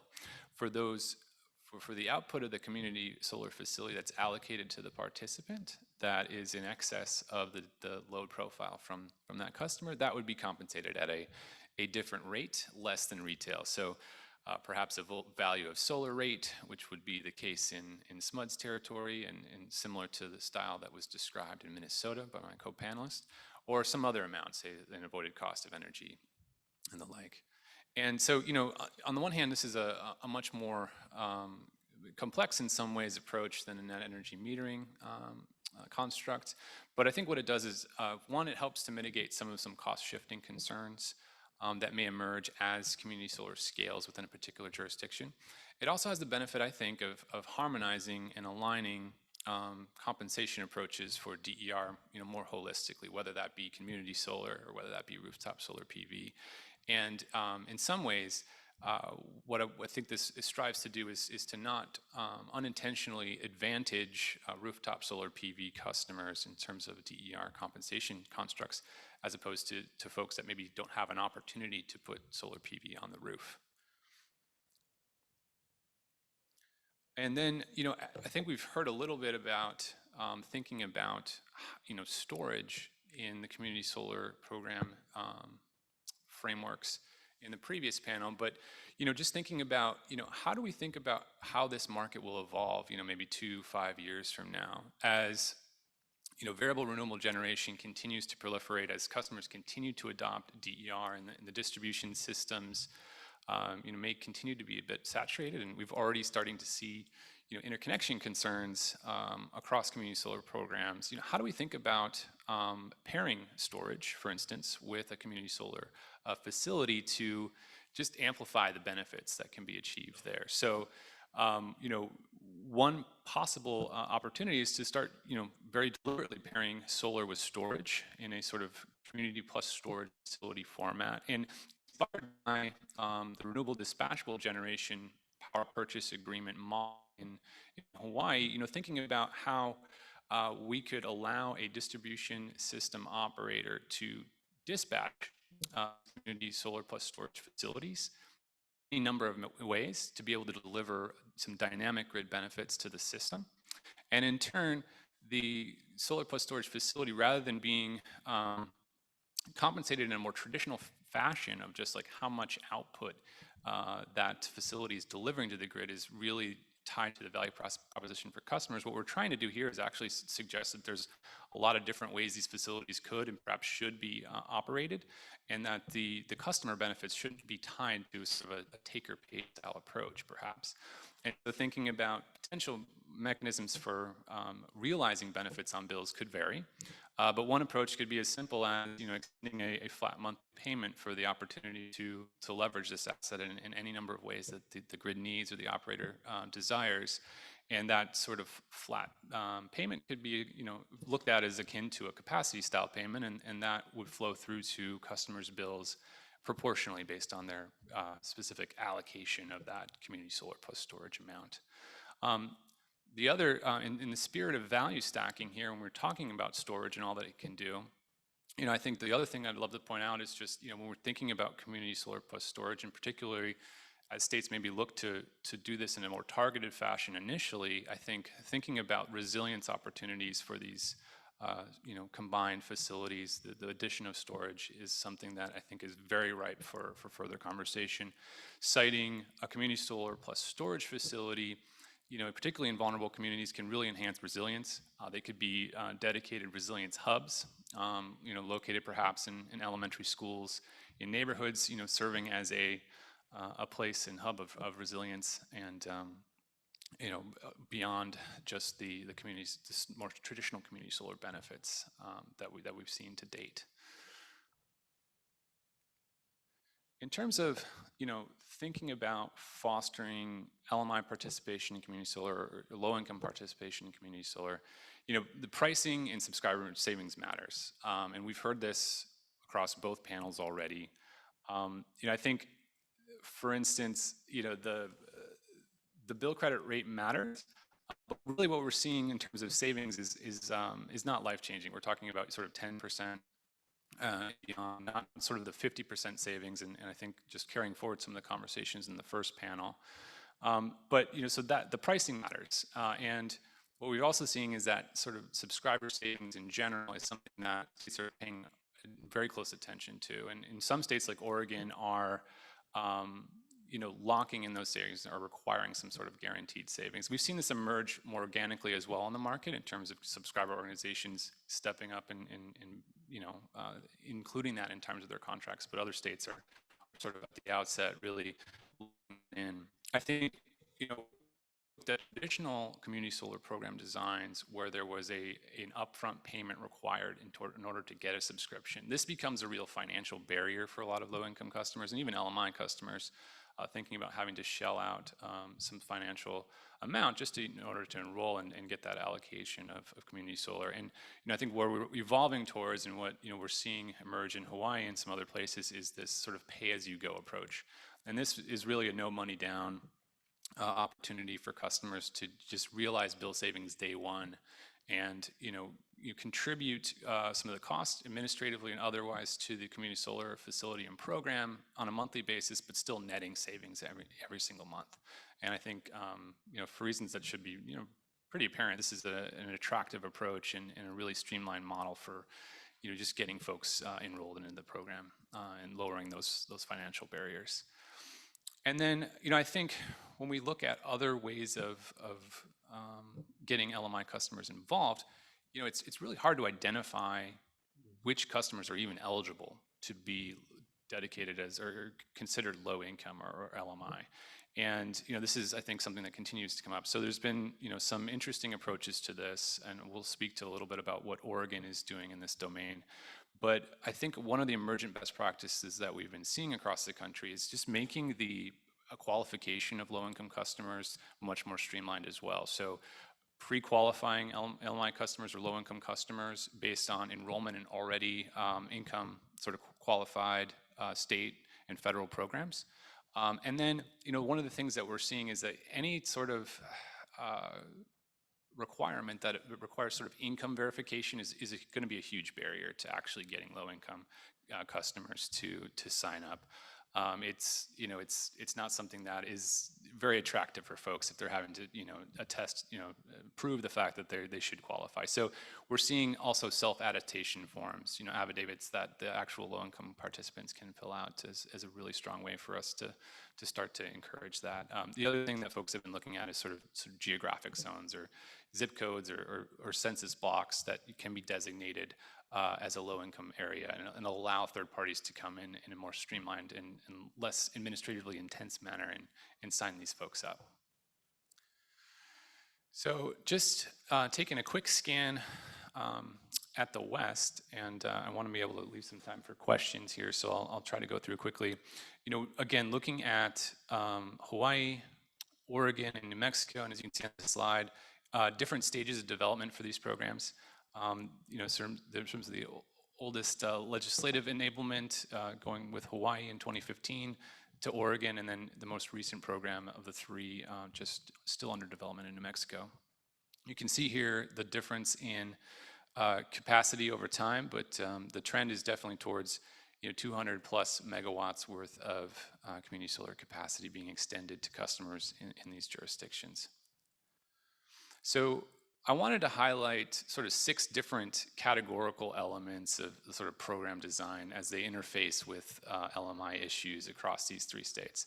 So on this slide, we're looking at bill credits, carve-outs, and sort of project selection mechanisms.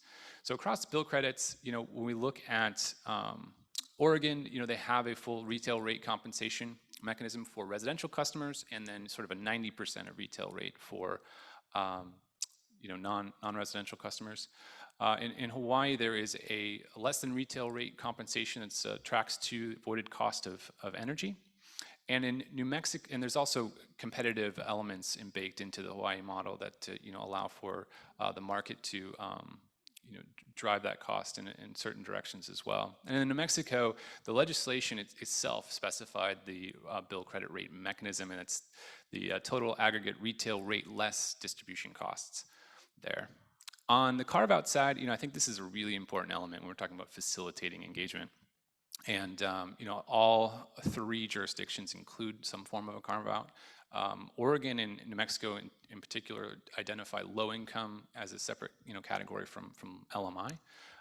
But that is something that we're seeing sort of across the board as a really important component. And then I wanted to highlight as well project selection. So how is a state allocating program capacity to specific projects?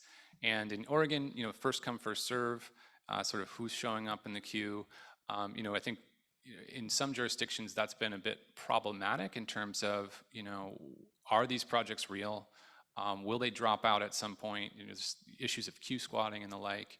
And I think what we're starting to see is with jurisdictions that expect a lot of demand in community solar space, and given interconnection concerns and the like, that there's more of these non-price competitive solicitations or competitive solicitations in general, some fully non-price, some with non-price components. And those non-price criteria can include, how serious is this developer? Do they have experience in this space? What is a community outreach plan?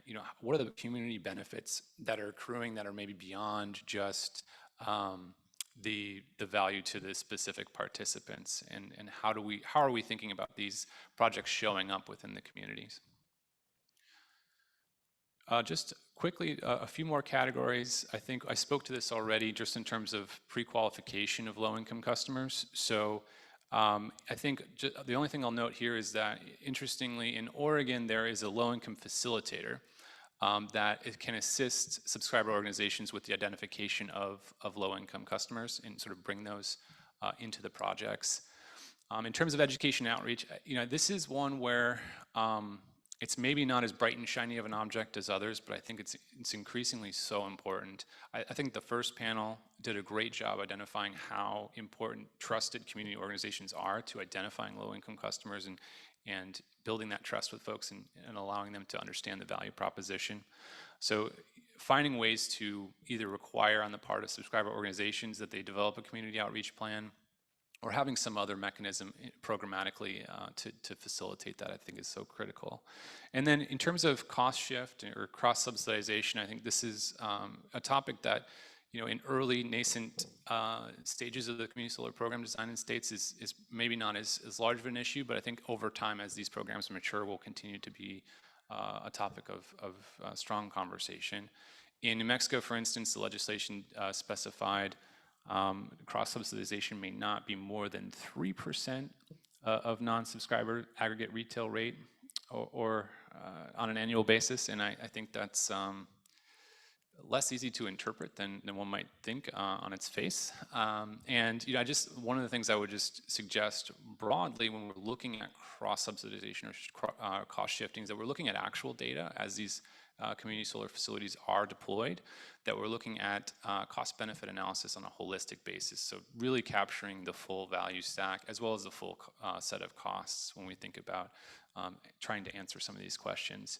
The other thing I would suggest is that, and this has come up across both panels as well, is that as we think about trying to enhance the low-income customer value proposition, there's likely to be other things that will be necessary to sort of layer into program design and bill credits. So bill credit rate adders is one easy tool that can be targeted and approach. But interconnection is a real critical path to a successful community solar program, and it's not an easy issue to solve. And I just highlight in Hawaii, this is something they're very much wrestling with real time, not just in the community solar space, but more broadly as they are very ambitiously continue to move towards the 100% RPS goals and embracing a dramatic transmission of variable renewable energy integration. And I think when we look at more low-income specific projects for community solar, thinking about allowing for the absorption of certain interconnection costs for those facilities can be a way to expedite interconnection, and can be a way to help indirectly subsidize low-income participation in some of these programs as well. So I'll end my prepared remarks, and happy to continue the conversation. Thanks. All right, thank you. Katie, I have a question for you. As we know, Georgia does have community solar, which does not shed any cost on to non-participating customers.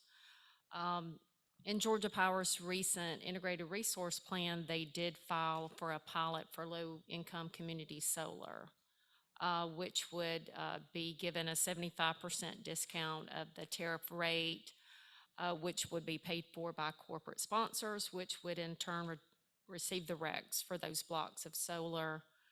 Any initial thoughts? And if not yet, I know I don't have any at the moment as well, but just any thoughts that you have? Yeah, sure. Thank you for that. So I will say we're planning on intervening in this docket, and we'll be really digging into the details of it. But initial thoughts are, really happy to see a low-income community solar offering, and definitely looking forward to digging into the details. I think having some kind of balancing between the corporate subscribers and the low-income subscribers is a good way to make sure that that value proposition is there for the folks who really need it.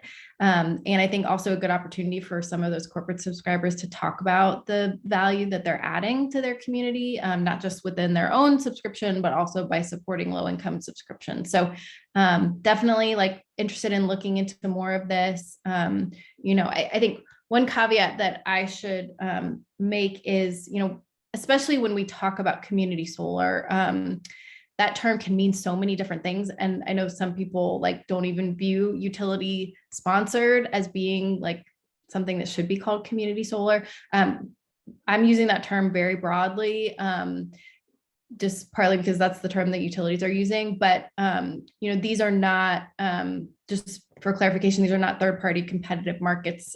These are utility-sponsored programs. But definitely eager to dig into the details, Jamie. Thanks. All right, thank you. Any questions from the audience?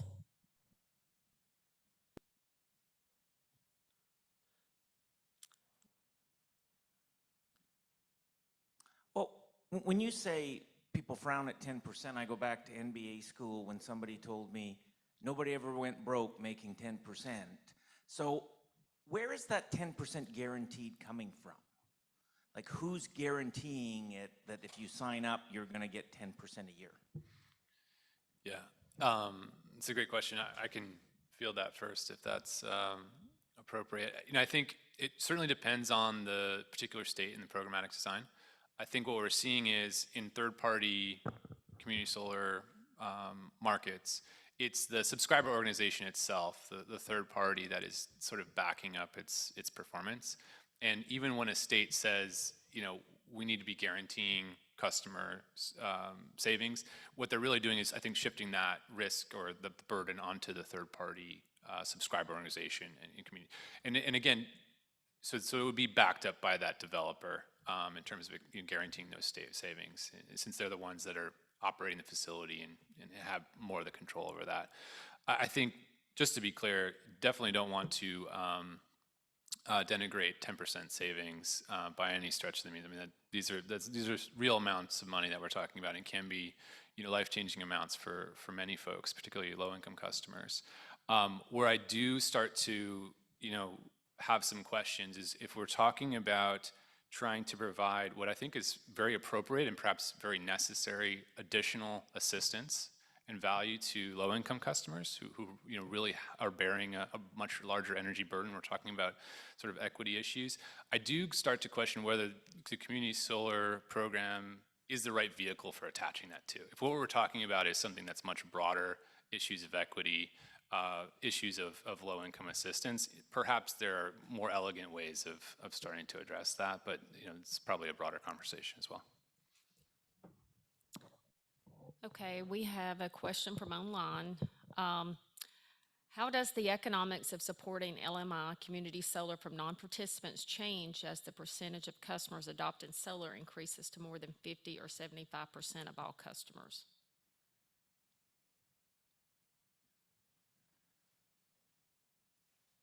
So Gabe or Matt, do you want to take a stab at that one? Well, I'm not sure we're close anywhere yet, so I don't know if we know yet. I think that's a good policy question to have in the back of our minds, but I think we're far away from that right now. I mean, if I'm imagining a system and a program where we have, it sounded like what, 70-75% of customers. I guess if the system is 70-75% variable renewable energy, and we have, you know, very high adoption rates of DER and community solar, I mean, clearly the value proposition is going to change. I think what we will need to be seeing is a much more sort of dynamic and flexible asset. And I think that's, you know, we'll just sort of harken back to the sort of question about future states and needing to have, you know, community solar paired in some form or fashion with storage, either, you know, as a combined hybrid facility or, you know, enough flexibility more broadly on the system that can really manage the reliability and operation needs of a system at that level. And there's different, you can do it through a community solar program, potentially. You could do it through, you know, other capability sets of the system, but those would be things, you know, just from a physics perspective that would need to be addressed. I would say too on that, you know, I think when you have that high penetration of DERs, it makes avoided cost approaches really challenging, because you're no longer just avoiding utility owned capital, you're also avoiding now other DERs in that. And that really means that in any kind of questions of long-term resource planning, you need a way to also model how DERs are going to grow if that's going to be a, you know, such a high percentage of how demand is met. So a lot of bigger questions also implied by that question. Okay, any questions in the audience? We do have a couple online, but I'm hopeful that we can get responses back to them at a different time. So any questions? Okay.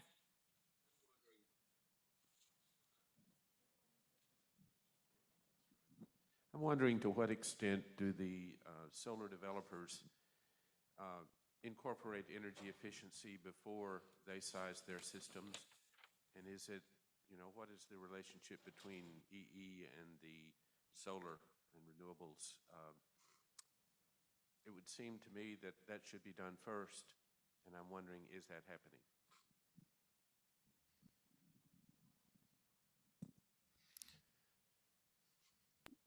I can start that if that'd be helpful.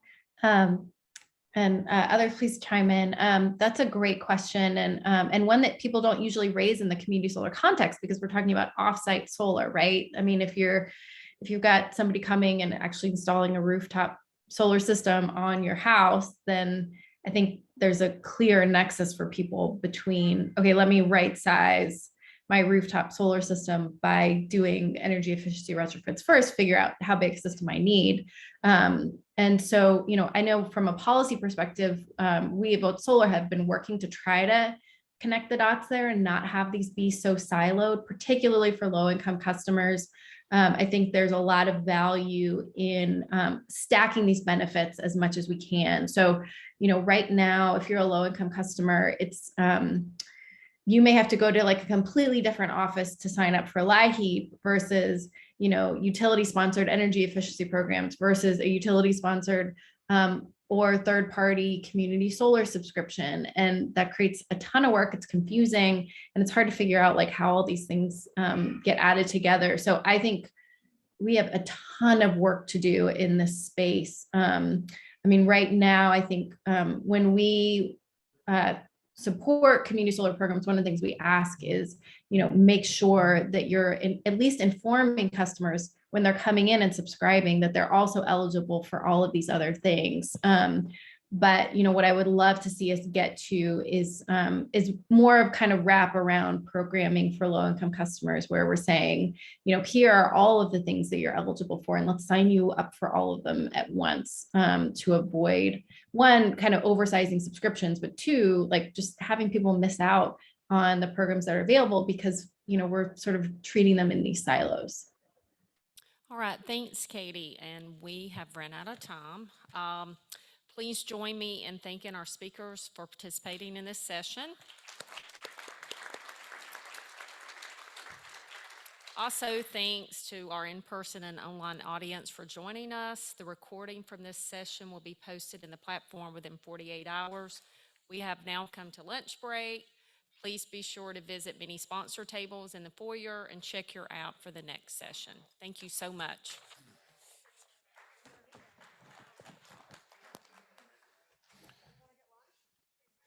Thank you so much. Yeah, thank you, Jamie. Very good. Now, I knew you could talk forever. Yes, they should be, if they're not already available, I'd give it another day. I know some were getting posted this morning. It may take a little bit, but they should be, yeah. Not tomorrow, definitely by the end of conference. You're welcome.